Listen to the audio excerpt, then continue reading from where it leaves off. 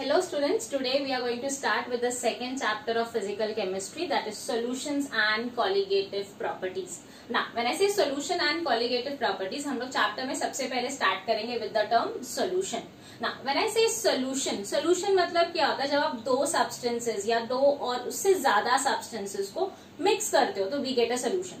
We say solution is what it is, a mixture of two or more components. When I say mixture can be further classified depending कि आपके components आपने कितनी quantity में लिए हैं, क्या लिया है. On the basis of that we can classify mixtures into three types. Now सबसे पहला depending upon the size we have is coarse type of mixture. Second we can have is colloidal dispersion and third we have is true solution. Now सबसे पहले when I say coarse solution मतलब वो जहाँ पे molecules properly mix नहीं हो रहे हैं. Like if I take the mixture of sand and sugar properly mix नहीं हो रहा है, and that kind of a solution we call it as what, a coarse mixture. तो when I say coarse mixture मतलब वहाँ पे molecules का size बहुत ज्यादा बड़ा होगा, and ऐसे type के mixture को हम बोल सकते हैं it is nothing but a heterogeneous mixture. Second, when I say colloidal dispersion मतलब यहाँ पे size of the particle is in the range of 10 raised to minus 7 to 10 raised to minus 4 centimeter. And colloidal dispersion, if I say, we can take the example of milk, or I can say milk powder when you dissolve it in water. And ऐसे type के mixtures जो हैं, even they are referred as what, heterogeneous mixtures, and they can be easily separated. Similarly, when I talk about true solution is the one where you take salt लिया, नमक और उसको पानी में डाल दिया. जब नमक को पानी में डालते हो तो वो पूरी तरह डिसॉल्व हो जाता है, एंड डिसॉल्व होने के बाद पूरा सोल्यूशन ऊपर से नीचे तक यूनिफॉर्म दिखता है, एक जैसा. And that type of mixture or that type of a solution we call it as true solution, या उसे हम homogeneous mixture भी बोल सकते हैं. तो true solution में क्योंकि हमने salt dissolve किया और salt dissolve हो जाता है, आपको particles दिखाई नहीं देते. मतलब यहाँ पे जो particles हैं उनका size बहुत ही कम है. We say it is in the order of what, 10 raised to minus 8 centimeter या उससे भी कम. And this type of solutions will be what, they will be homogeneous in nature. So when we talk about true solution, you can see true solution is what? We say true solution is a homogeneous mixture of two or more components. Now when I say it is a homogeneous mixture, homogeneous हमने अभी discuss किया कि पूरी तरह composition पूरी तरह same रहेगा, molecules uniformly distributed रहेंगे. The true solution is defined as a homogeneous mixture of two or more components. Homogeneous तो हमने पढ़ लिया. Heterogeneous क्या होता है? Heterogeneous मतलब molecules dissolve नहीं है, मतलब composition पूरी तरह uniform नहीं है. Like अगर आप sand को पानी में डालते हो तो sand dissolve नहीं होता है, sand नीचे settle हो जाता है, तो ऊपर से नीचे uniform composition नहीं मिलेगा, same नहीं मिलेगा. And therefore we say it is heterogeneous solution, मतलब mixtures where two or more phases are present. So here when I say true solution is defined as a homogeneous mixture of two or more components, the composition which is not fixed, मतलब it can be varying conditions within certain limits. Now a true solution when we say, based on this definition, if I say substances मतलब जो हमने components लिए हैं वो क्या हो सकते हैं. जब हम solution बोल रहे हैं तो we normally say those two substances, those two components are mostly referred as a solute and a solvent.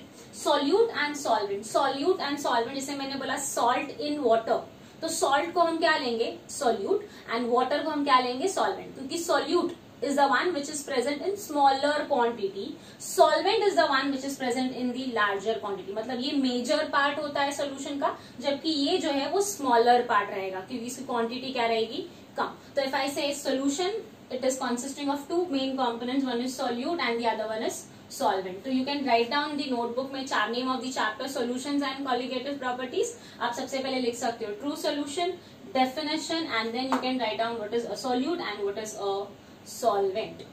So on the basis of this, if I talk about true solution as I said हमने salt पानी में डाला. So you have studied in your 11th standard when you dissolve salt in water, salt dissolve भी होगा और साथ में dissociate भी होता है. डिसोसिएट मतलब NaCl, सॉल्ट है कॉमन सॉल्ट, जैसे ही आपने उसको पानी में डाला NaCl का बॉन्ड ब्रेक होगा, आयनिक बॉन्ड ब्रेक हो जाएगा and you get ions Na plus Cl minus. अब ये जो दो आयंस है फिर से बॉन्ड नहीं करते हैं. क्यों नहीं बॉन्ड करते हैं? क्योंकि Na plus it is now surrounded by water molecules, Cl minus is also surrounded by water molecules. Now Na plus being positive charge वो वाटर के नेगेटिव पार्ट के साथ सराउंडेड रहेगा, मतलब वाटर में H2O O इलेक्ट्रोनेगेटिव होता है, तो Na+ ऑक्सीजन के साथ बॉन्ड फॉर्म करेगा, या I can say interaction develop करेगा। सेम क्लोराइड आयन Cl- वो डेवलप करेगा पॉजिटिव हाइड्रोजन के साथ बॉन्ड डेवलप करेगा या इंटरैक्शन डेवलप करेगा। तो ऐसे में whenever you dissolve a solute in a solvent, जब हम लोग सॉल्यूट को सॉल्वेंट में डिसॉल्व कर रहे हैं और वो सॉल्यूट सॉल्वेंट से सराउंडेड है, लाइक Na+ वाटर मॉलिक्यूल से सराउंडेड है, तो सॉल्यूट जब सॉल्वेंट मॉलिक्यूल से सराउंडेड है, we call that process as solvation. So you can see the interaction of solvent molecules, the interaction of solvent molecules with solute particles to form aggregates. As I said, Na+ is surrounded by water molecule, and that is referred as what? Aggregates. It is called as what? Solvation. अगर solvent कोई भी है तो we use a term solvation, but अगर आपका solvent water है तो we also call it as hydration या एक्वेशन। मोस्टली आप टर्म पढ़ोगे हाइड्रेशन करके। तो ये था विद रिस्पेक्ट टू सॉल्वेशन, और we can also call it as hydration और aquation. Now when I talk about solution, the next important topic that we have is types of solution. हम solution को classify कर सकते हैं onto two base in two different categories. Now when I say types of solution, हम उसको first classify कर सकते हैं on the basis of the number of components. On the basis of number of components, जैसे मैंने बोला solution is a mixture of two or more components. तो जैसे number of components change होंगे उस basis पे भी हम उसको classify कर सकते हैं. Second, we can classify on the basis of physical state of solute and solvent. मतलब मेरा solute solid है तो solvent भी solid हो सकता है, या तो solute solid है तो solvent liquid हो सकता है या gas हो सकता है, तो on the basis of their physical state. Starting with first, when I say types of solution, on the basis of number of components. अगर number of components 2 है, 3 है, 4 है, like अगर number of components 2 है तो उसे हम बोलते हैं binary solution. Number of solution अगर 3 है तो we call it as ternary solution, 4 है तो quaternary solution and so on. Similarly, when I say classification on the basis of physical state. Now physical state, as I said, हमारा solute, solvent, solid, liquid, gas किसी भी physical state में हो सकता है, तो on the basis of that we have over here, you can see when your solute is solid, तो solvent can be solid, liquid, gas. When I say my solute is liquid, my solvent can again be solid, liquid, gas. And if I say my solute is gas, my solvent can be solid, liquid and gas. तो यहाँ पे when I say सबसे पहले solute जो है solid and solid, तो here if you go back, सबसे पहला जो हमारे पास है solid and solid. Solid and solid का सबसे common example that we have is alloys. Now alloys में सबसे पहला example we have is bronze, brass, alnico alloy या फिर stainless steel. They are nothing but examples of solid and solid solution. मतलब हमने दो भी solute और solvent दोनों जो लिया वो क्या है? solid state में. Second, we have a solid in liquid. Now, when I say solid in liquid, so solid in liquid का example that we have is very common, sugar in water, or you can say salt in water.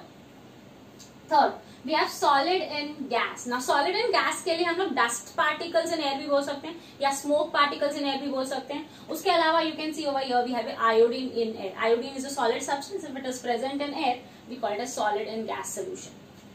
Next, liquid in solid.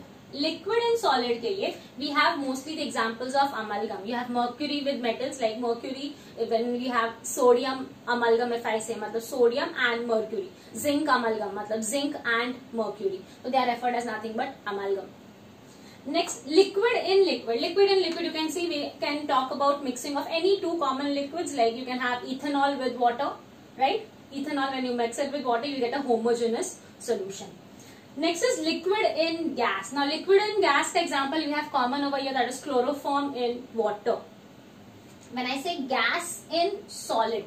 Now when I say gas in solid, उसका सबसे common example हमारे पास है pumice stone. You can see pumice stone is the one where we can say ये solid है और इसके अंदर gas particles हैं.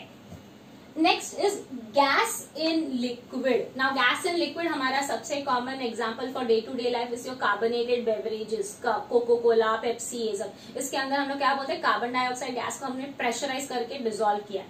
और you can simply say any water जिसके अंदर ऑक्सीजन डिसॉल्व है, तो you can say it is oxygen in water और carbon dioxide in water. gas in gas is very common, that is your air or I can say atmosphere present over here. मतलब हमारे air में ही बहुत सारे gases का mixture है. तो we have mixture of different gases and that is referred as nothing but gas in gas solution. तो ये जो हमने अभी के टॉपिक में पढ़ा that was with respect to solution. हमने सबसे पहले पढ़ा what is a true solution, उसका definition, and second we studied was types of solution. तो types of solution में you can write down the classification on the basis of number of components, and second you can copy down this table. So this completes your first introduction of the chapter solutions and colligative properties.